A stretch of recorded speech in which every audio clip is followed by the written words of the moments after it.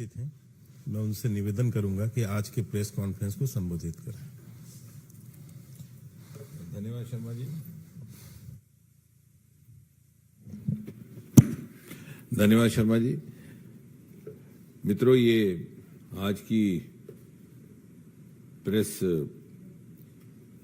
का पीछे का उद्देश्य ये था कि काफी समय से एक विवाद चल रहा है कि सरकारी नौकरियों में जिस प्रकार से रिक्रूटमेंट हो रही है और कांग्रेस और कुछ एक विपक्षी दल बार बार ये आरोप लगाते हैं कि साहब वैकेंसियां पुरानी हैं, उस तरह का आंकड़ा जो दिखाया जा रहा है वो गलत है। तो हमने to set the record straight आपके समक्ष एक छोटी सी एक्सरसाइज करके उसको प्रस्तुत करने का प्रयास किया है। मोटे तौर पर संक्षेप में यदि एक वाक्य में मुझसे पूछें तो मैं ये कहूंगा कि यूपीए की सरकार के दौरान क्या हुआ और इस सरकार के दौरान क्या हुआ, उसका सबसे उपयुक्त तरीका ये होगा कि थोड़ा सा तुलनात्मक विश्लेषण हो कि 2004 से लेकर के 9 वर्षों में 2013 तक कैसा रहा दृश्य और फिर 2014 से लेकर 2023 तक। और मैं तो ये कहूंगा कि जहां तक सरकारी नौकरियों का संबंध है, ना केवल गणित अगर देखा जाए जिसके ऊपर वो बार बार इशारा करें तो गणित के हिसाब से भी हमारे आंकड़े आपको बेहतर नजर आएंगे, बल्कि गुणवत्ता के लिहाज से। So it's both been a quantitative as well as a qualitative difference and difference for the better. ये एक पत्रक है, आपको हम वितरित भी कर देंगे। अगर कुल मिला के देखे जाए तो पिछले जो पहले 9 वर्ष थे यूपीए सरकार के, उसमें 6 लाख और 2045 रिक्रूटमेंट्स रही। उसकी तुलना में इन 9 वर्षों में, I will give you the letter also, उसकी तुलना में प्रधानमंत्री मोदी जी के नेतृत्व की सरकार में पहले 9 वर्षों में 8,82,191 8,82,191। अगर 8,82,191 इसके अतिरिक्त आप अगर इसका ब्रेकअप करके देखें, क्योंकि मोटे तौर पर भारत सरकार में 3 एजेंसीज हैं रिक्रूटमेंट की। एक तो service selection board, service selection commission, staff selection commission, दूसरा है यूपीएससी और तीसरा railway recruitment board, which are the major employers in government sector. तो अगर आप स्टाफ सिलेक्शन कमीशन का देखें तो 2004 से 2013 का आंकड़ा है 2,07,563 2,07,563, जबकि मोदी जी के नेतृत्व की सरकार का 9 साल का आंकड़ा है 4,06,91, which means 4,00691, लगभग दुगना। And this is the largest employing agency because it employs at all the different levels, the low grades levels also, B grade, C grade, across the country. अगर आप यूपीएससी देखें, which is employing the civil servants and all the other all India services, तो first 9 years from 2004 to 2013, yes, UPSC, yes, was 45,431, 45,431। उसकी तुलना में यदि आप 9 वर्ष मोदी जी के नेतृत्व की सरकार के देखें तो 50,906, 50,906। और तीसरा the largest employing agency in the government sector is the railway recruitment board. Railway recruitment board में अगर यूपीए के पहले 9 वर्षों में आंकड़ा था 3,47,251, इन अदर वर्ड्स 3,47,251। और यदि आप तुलना करते हैं 2014 से लेकर के 2023 तक वर्तमान सरकार की, तो ये आंकड़ा है 4,30,594, इन अदर वर्ड्स 4,30,594। तो यदि गणित के आंकड़ों को लेकर के बिना आंकड़े दिए हुए, बिना प्रमाण दिए हुए, बिना तर्क दिए हुए बार बार उनके प्रवक्ता उठ करके, और विशेषकर जब भी रोजगार मेला होने की तिथि नजदीक आती है उसके ऊपर आदि आरोप लगाते हैं, लेकिन उनके पास ना वो आंकड़ों से प्रमाणित कर पा रहे हैं ना वैसी। इसके अतिरिक्त जहां तक प्रमोशंस का संबंध है, वो भी आपको जानकर के हैरानगी होगी कि यूपीए की सरकार में प्रमोशंस रुकी पड़ी थी कई वर्षों से, कहीं सब जुडिस, कहीं कोर्ट के कचहरी के झगड़े, कहीं डिपार्टमेंटल डिलेज। इस सरकार ने पिछले ही वर्ष 9,000 प्रमोशंस की हैं एंड बल्क प्रमोशंस की हैं, क्योंकि जहां कोर्ट कचहरी के विषय थे उनका समाधान निकाला गया, कहीं उनका बीच का रास्ता निकाला गया, ताकि बरसों तक एक ही पद पर रहने के कारण हमारे कर्मचारियों का डीमोटिवेशन हो रहा था। और बड़ा दुखद कई बार दृश्य रहता कि जब उनका फेयरवेल होता, सेवानिवृत्त होते होते, तो जिस पद पर वो उनकी नियुक्ति हुई थी उसी पद से वो रिटायर हो जाते थे 20-20, 25-25 वर्ष के बाद। तो ये जो नया रिफॉर्म लाया या जो नया सुधार हुआ, it's not only in the form of governance reform, it has a huge socio economic impact as well. उनकी सैलरी, उनकी पेंशन, उनकी सामाजिक स्तर, उनका सामाजिक समाज में जो उनका स्थान है या इज्जतमान है। और इस वर्ष भी we have just started this year, कम से कम 4,000 हम प्रमोशंस करेंगे। And I think this is the only government which has followed a pattern of mass recruitments, mass promotions.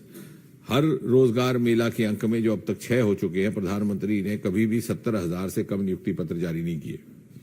Now this being one part, the other part, as I was mentioning in the beginning, the difference is not only been quantitative, it's also been qualitative. Qualitative ये कि सरकार ने आते ही एक वर्ष के भीतर, और प्रधानमंत्री जी ने लाल किले से आह्वान किया था स्वतंत्रता दिवस के अपने संबोधन में कि क्या हम सरकारी पदों में नियुक्तियों से इंटरव्यूज को समाप्त कर सकते हैं।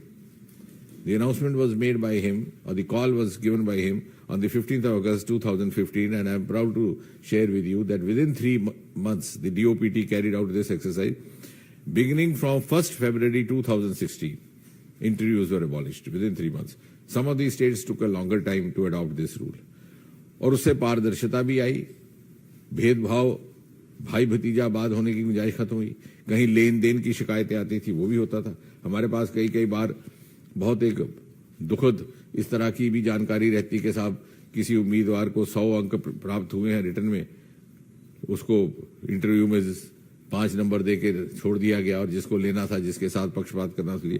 अब we have a level playing field and you would see, if you, I would rather invite you कि जो हमारे रोजगार मेला के माध्यम से जो नए नियुक्त हो रहे हैं हमारे कर्मी, उनको आप मिलिए, उनसे इंटरव्यू करिए, किस प्रकार से मेरिट में भी इजाफा हुआ है, और जिस संदर्भ से वो आ रहे हैं, from ordinary background, sometimes from low middle class, sometimes first generation सरकारी नौकरियों वाले।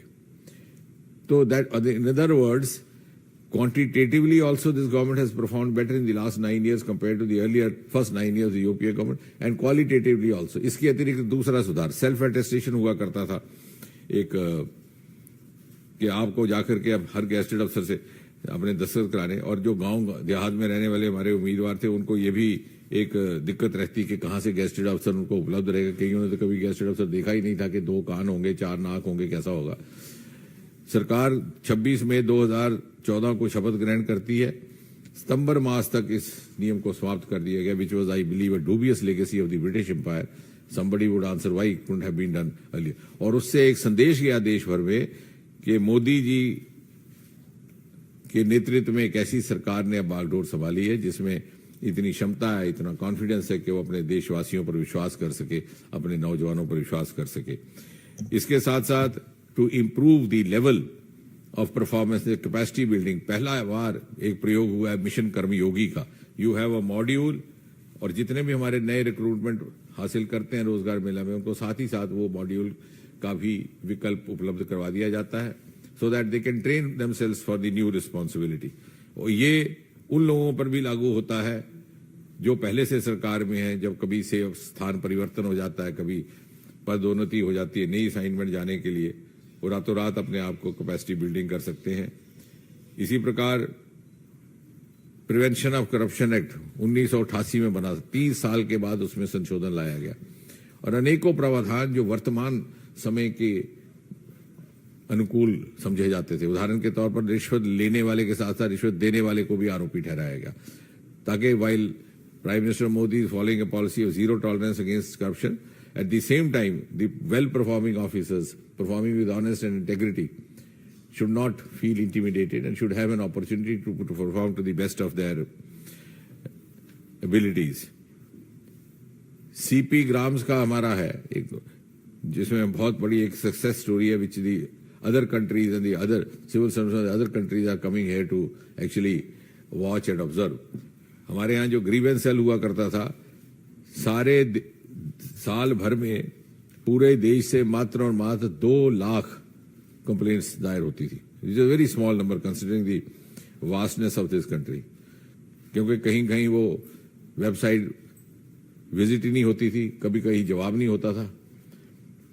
उसको कंप्यूटराइज कर दिया गया, ऑनलाइन कर दिया गया, टाइम बाउंड 5 दिन के अंदर अंदर शिकायत का निवारण करने का एक व्यवस्था कायम की गई. आज स्थिति ये है कि लगभग 20 लाख ग्रीवेंसेस हर साल आ रही हैं, because people are finding us responsive, prompt, timely. और इतना ही नहीं, अभी पिछले बरस क्योंकि हमें लगा कि केवल ऑनलाइन है तो इसमें ह्यूमन इंटरफेस भी है, we have also started a help desk, human help desk. शिकायत के निवारण के बाद उसके साथ एक ह्यूमन बीइंग, एक कर्मचारी हमारा उससे बात भी करता है, आगे क्या करना है उसके लिए उनकी काउंसलिंग भी कर सके. पेंशन का विभाग जो है, ये मैं थोड़ा सा इसलिए दे रहा हूं, अदरवाइज चले तो सारा दिन चल जाएगा, लेकिन ऐसी चीजें जो शायद कभी कभी समाचार पत्रों में नहीं आती, शायद हम भी वो साझा करने में थोड़ी सी पीछे रह जाते हैं और इस कारण विरोधियों को बिना तर्क के बात करने का मौका मिल जाता है. Pension reforms, the biggest pension reforms have happened from the point of view of the Elder citizen and the women citizen. शायद आपको ध्यान में नहीं होगा कि हमारे यहाँ ये कानून था कि अगर तलाकशुदा बेटी है, सेपरेटेड और डिवोर्स डॉटर, उसको फैमिली पेंशन का कोई हक नहीं था. अगर उसके वालिदैन का, माता पिता का देहांत हो जाता है या जो भी गार्डियन है, unless she goes to the court and gets a divorce judgment. अब आप देखते हैं इस देश में डिवोर्स की जजमेंट लेने में 20-20 साल लग जाते हैं कि लोग. हमने वो नियम खत्म कर दिया. प्रमाण के तौर पर वो केवल अपना रिट जारी करे और उसकी हमें रसीद, पिटीशन की रसीद दे दे. इसी प्रकार अगर कोई एम्प्लॉय मर जाता 10 साल से पहले बदकिस्मती से, तो उसको फैमिली पेंशन का हकदार नहीं. ये ऐसे ऐसे कानून थे जो अंग्रेजों के समय से बने थे. शायद उसमें कॉलोनियल एंगल भी रहा होगा, चाहे उस समय परिस्थिति अलग हुई. अब आप देखिए, किसी को आपने मरने के टाइम का तो चॉइस दिया नहीं. अगर उसे पता होता कि 10 साल से पहले मर जाऊंगा तो फैमिली को परेशानी होगी, तो शायद 10 साल बिता के मरता. तो कितना अमानवीय था ये भी नहीं, उसको हटा दिया गया. और जब भी अगर किसी की अकस्मात मृत्यु हो जाती है बदकिस्मती, तो उसकी फैमिली पेंशन को उतनी ही पेंशन मिलेगी जैसे उसको वैसे मिलनी थी. अगर कोई उसके लिए किसी प्रकार का भेदभाव नहीं. मिसिंग एम्प्लॉइज एक ऐसा भी कानून था, पुराने जमाने से चल रहा. अगर कोई लापता हो जाता है तो 7 साल इंतजार करिए, या तो उसका मुर्दा शरीर मिले या फिर 7 साल के बाद पेंशन. अब आप देखिए वर्तमान परिस्थितियों में क्या हो रहा है. जो टेरर अफेक्टेड एरिया है, लेफ्ट वायलेंस अफेक्टेड एरिया, कितनी किडनैपिंग्स हो रही है, कितने लोग लापता है. तो हमें क्या अधिकार है कि हम उनके परिवारजनों को उस तरह से उस पीड़ा से गुजरने का मौका दें. तो वो भी समाप्त कर दिया गया. अगर बाई चांस वो वापस आ जाता है तो उसका हम कॉम्पनसेट कर सकते हैं. कहने का तात्पर्य ये कि बहुत से ऐसे सुधार भी किए गए, क्वांटिटेटिव, क्वालिटेटिव. और नौकरियों का जहां तक संबंध है, मुझे लगता है एक बहुत बड़ा योगदान प्रधानमंत्री मोदी जी का रहा है कि उन्होंने इस देश को इस बात के लिए जागृत किया कि रोजगार का अर्थ सिर्फ सरकारी नौकरी ही नहीं, उसके अतिरिक्त भी है. और परिणाम ये कि 350 से बढ़कर के आज 1 लाख तक पहुंच गए हमारे startups. And some of the startups are earning many times more. और उसके साथ साथ हमारा रोमा मिशन जुड़ा है, 3000 हमारे नए startup. It's a very recent agritech startup. और एमटेक और MBA किए हुए नौजवान अपनी नौकरियां छोड़ करके उसमें आ रहे हैं. तो एक नया विकल्प, खादी का विकल्प. हमारे घर में खादी थी लेकिन हमारे यहाँ उसका कोई इस्तेमाल नहीं था. आज भी है turnover of 1 lakh crore. It's become a designer item. Khadi for fashion, khadi for nation. इसी प्रकार हमारा ये बैम्बू का, आपको शायद मालूम ना हो कि अगरबत्ती हमारे यहाँ 5-6 हजार करोड़ रुपए की तजारत हर साल होती है. बैम्बू हमारे यहाँ और अगरबत्ती बाहर से आती थी, कोरिया, वियतनाम इत्यादि. क्यों? क्योंकि हमने ऐसा कानून बना के रखा था. अंग्रेजों के वक्त का था इंडियन फॉरेस्ट एक्ट 1927. उसको संशोधित कर दिया गया. होम ग्राउंड बैम्बू से बाहर निकाल दिया गया. आपके घर आंगन में नॉर्थ ईस्ट में, मध्य प्रदेश में कितना बैम्बू है. उत्तर भारत में भी कई ऐसे जिले हैं, आप उसको इस्तेमाल में ला सकते हैं. और साथ ही साथ इंपोर्ट ड्यूटी बढ़ा दी गई, 25% कर दी गई. आत्मनिर्भरता भी बढ़ेगी, गुणवत्ता भी बढ़ेगी. और आने वाले समय में अगर आपने अपनी भौगोलिक भूमिका निभानी है द ग्लोबल वर्ल्ड, तो आप you will be living up to the global challenges, global benchmarks and global parameters. So that is also, in a way, Prime Minister preparing us for Vision 2047 to give a lead to the rest of the world. इस तरह से और बहुत सारे आंकड़े हैं, पर मुझे लगता है कि आज के लिए इतने ही काफी हैं, क्योंकि ना इससे ज्यादा हम परोसेंगे तो वो भी ठीक नहीं और आपके लिए भी ठीक नहीं।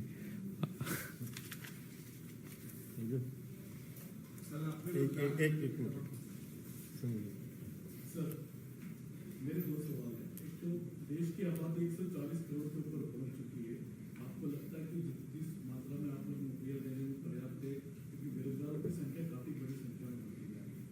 दूसरा, सर, राहुल गांधी ने जो आरोप लगाए कि कई सारे कॉर्पोरेशन BSNL, MTNL, NTPC लगभग 50 लाख पद खाली पड़े।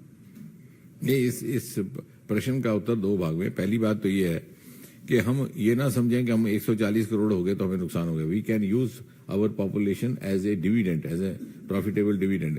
अब क्या हुआ कि हमारे यहाँ, वो भी आपके लिए रोचक बात होगी, number of pensioners has increase compare to number of serving employees. पहले ऐसा नहीं था, क्योंकि 1947 में लाइफ स्पैन 50 साल था, 55। अब लाइफ स्पैन 65 तक पहुंच गया, बढ़ता जा रहा है। लेकिन रिटायरमेंट एज जब 60 है, तो जब हमारा नागरिक सेवानिवृत्त होता है तो ऊर्जा भी उसमें भरपूर रहती है, उसमें अनुभव भी रहता है अपने काम में, उसको एक्सपर्टाइज भी रहती है। तो उसको कैसे उपयोग में लाना, उसके लिए भी हम कई सारी योजनाएं बना रहे हैं पेंशन विभाग में भी। और ये जो स्टार्टअप्स हैं, स्टार्टअप का अर्थ ये नहीं है कि नौजवान के लिए। हमारे पास बहुत बढ़िया स्टार्टअप्स ऐसे हैं जो सेवानिवृत्त होकर के काम कर रहे हैं। मिलेट्स में हमारे 2 बड़े सक्सेस स्टोरीज हैं स्टार्टअप्स की, वो दोनों ही +60 हैं। तो कहने का तात्पर्य कि we can use this huge population.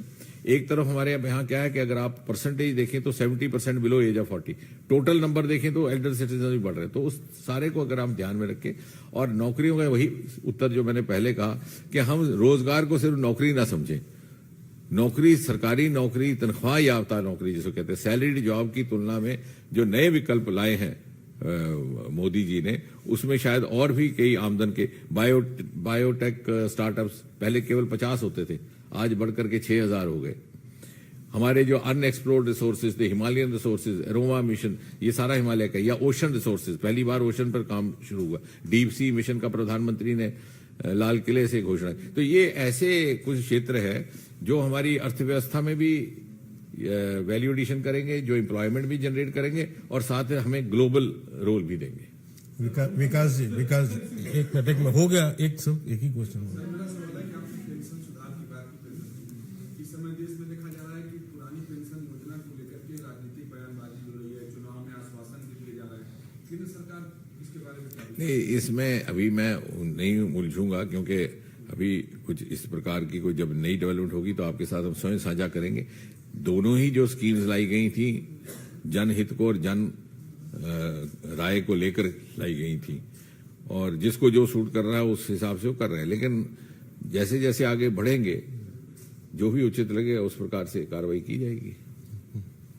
Doctor साहब, जयराम रमेश कांग्रेस पार्टी के वरिष्ठ नेता हैं, उन्होंने कहा है कि गीता प्रेस को अवार्ड देना ठीक वैसा ही है जैसे नाथुराम गोडसे और सावरकर को सम्मानित करना।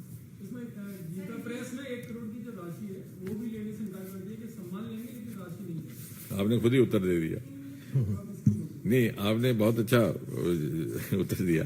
देखिए, पहली बात तो यह है, गीता प्रेस भारत की संस्कृति से जुड़ी है, हमारे इतिहास के साथ जुड़ी है, हिंदू मान्यताओं के साथ भी जुड़ी है, और जैसे आपने कहा कि अफोर्डेबल लिटरेचर का निर्माण करती है, घर घर में वो पहुंची हुई है।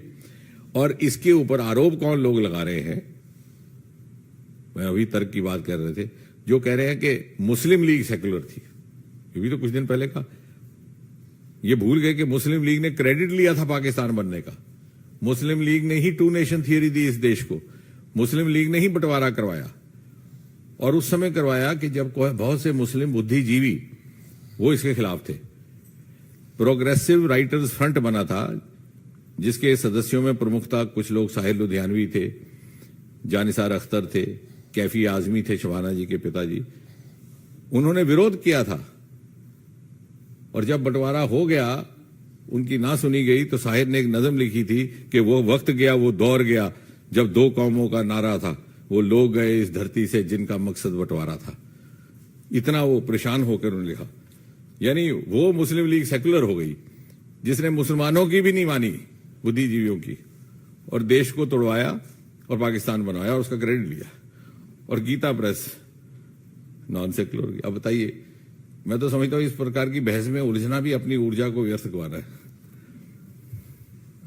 आमोद जी, एक प्रश्न है आपको कि सोनिया मिनिस्टर के हैं मणिपुर को लेकर जो वहाँ लगातार विवाद मचा हुआ है, हिंसा हो रही है, उसको लेकर अभी तक बीजेपी और केंद्र सरकार थोड़ा सीखी है। मुझे लगता है कि ये बड़ा संवेदनशील विषय है। इसमें आज की वार्ता में इस विषय पर कोई ज्यादा चर्चा नहीं करेंगे, लेकिन इससे जुड़ा हुआ ही आज के प्रेस से जुड़ा हुआ ही प्रश्न पूछे। गृह मंत्रालय संज्ञान लिए हुए है। उचित समय पर जो जानकारी देनी होगी वो स्वयं देंगे अधिकृत तौर पर। Sir, just additional one, where your own allies also, since you have dealt with Northeast, I am asking you, your own allies, two allies have already asked for presidential rule. Do you think that the situation is like that? No, as I said, it's not part of, it will be, I don't want to speak out of turn, and those who are authorized to speak would share whatever information is arrived upon or whatever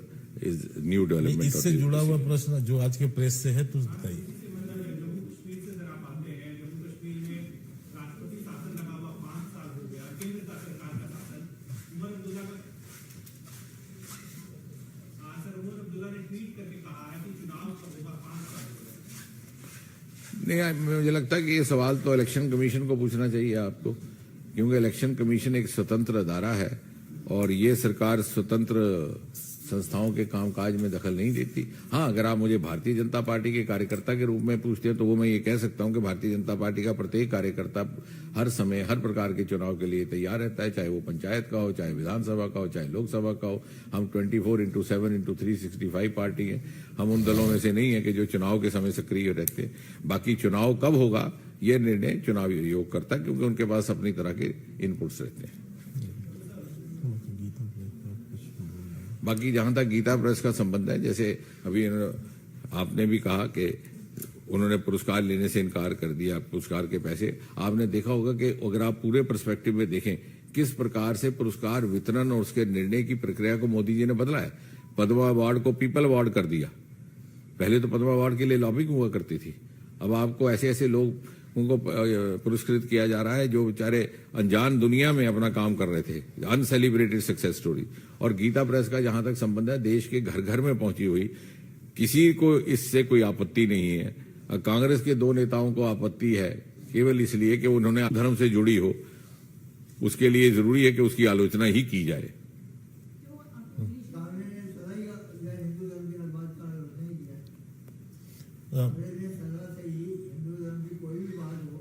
ठीक है, और ये केवल हिंदू धर्म हो, भारत की संस्कृति से जुड़े हुआ, हमारे इतिहास से जुड़ा है। इन्होंने कोई विभाजन तो नहीं ना किया जैसे मुस्लिम लीग ने किया, तो मुस्लिम लीग आपको प्रिय लगी। रविंद्र जी, आपको कुछ